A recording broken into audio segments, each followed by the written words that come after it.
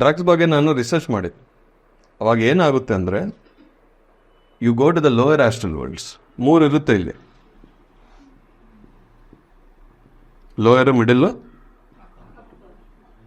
Higher astral worlds. ಈ drugs ಇವ್ರನ್ನ ಇಲ್ಲೇ ಕರ್ಕೊಂಡು ಹೋಗುತ್ತೆ. ಲೋಯರ್ ಆಸ್ಟ್ರಲ್ ವರ್ಲ್ಡ್ಸಲ್ಲಿ ಅಲ್ಲಿ ಹೋಗಿದ್ರೆ ದೇ ಕಾಂಟ್ ಎಂಜಾಯ್. ನಿಮ್ಮ ಎನರ್ಜೀಸ್ ಅಲ್ಲಿ ಲಾಸ್ ಆಗುತ್ತದೆ. ಅದು ಫಿಸಿಕಲ್ ಬಾಡಿನೂ ಡ್ಯಾಮೇಜ್ ಮಾಡುತ್ತದೆ. ಟೆಂಪ್ರರಿ ಸೊಲ್ಯೂಷನ್ಗೋಸ್ಕರ ಅದು ಮಾಡೋದು. ಸ್ಮೋಕಿಂಗ್ ಮಾಡ್ತಾರೆ, ಅದ್ರ ಬಗ್ಗೆ ನಾನು ರಿಸರ್ಚ್ ಮಾಡಿದ್ದೆ. ಅದು ಏನಿಲ್ಲ, ಮೈಂಡ್ ಎಂಟಿ ಮಾಡೋಕೆ ಮಾಡ್ತಾರೆ ಅಷ್ಟೇ. ಆ ಟೆನ್ಷನ್, ಪ್ರೆಷರ್ ಇರುತ್ತಲ್ವ, ಅದರಿಂದ ರಿಲೀಫ್ ಬರಬೇಕು. ಅದರೊಳಗೆ ಇರೋದು ಡ್ರಗ್ಸ್ ಅಲ್ವಾ. ಬಟ್ ಫಿಸಿಕಲ್ ಬಾಡಿ ಮೇಲೆ ತುಂಬ ಎಫೆಕ್ಟ್ಸ್ ಇರುತ್ತೆ.